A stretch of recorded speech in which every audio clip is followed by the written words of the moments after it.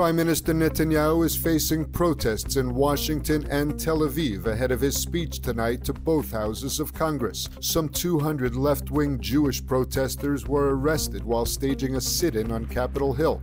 The group Jewish Voice for Peace organized the protest demanding a halt to military aid to Israel. In a separate protest, dozens of relatives of Israeli hostages demonstrated near the Capitol building.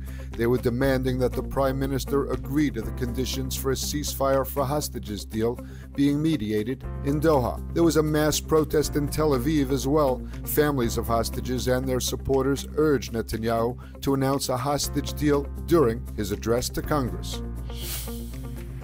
Day 292 of the war in Gaza. During the last 24 hours, the forces of Division 98 are operating above and below ground in the Khan Yunis area. Paratroopers and commandos are fighting in the area and destroying terror infrastructure. Visiting the Rafah crossing in Gaza, Defense Minister Gallant told commanders that the focus is on dismantling the Rafah brigade and destroying the tunnels in the area of the Philadelphia Axis. Gallant added, "We are creating the conditions that we wanted, the military defeat of Hamas." He added, "This allows us to get closer to a situation where a hostage for ceasefire agreement is reachable."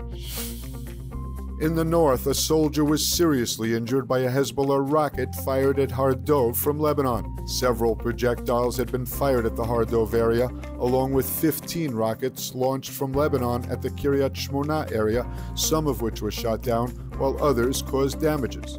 The Air Force struck the launcher used by Hezbollah in the Kfar Haman area, as well as an observation post in the Yal Kayam area. Meanwhile, northern residents received the bitter news that the school year will not begin in the northern communities located near the Lebanese border. The towns and villages have been largely evacuated since early October, and residents were hoping that they could return home in time for their kids to return to their regular schools in September. Education Minister Kish said, "Unfortunately, the school year will open this year in the north in a different layout in light of the security complexities in the region."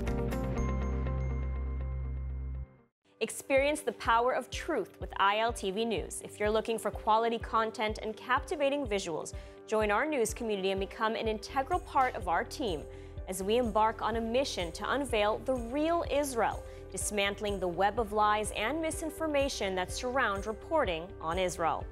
By subscribing to ILTV News, you will not only have access to the latest updates, but you will also amplify our message, creating a ripple effect that carries the truth far and wide. Subscribe today and help reshape the narrative. Available on the web, Android, and Apple.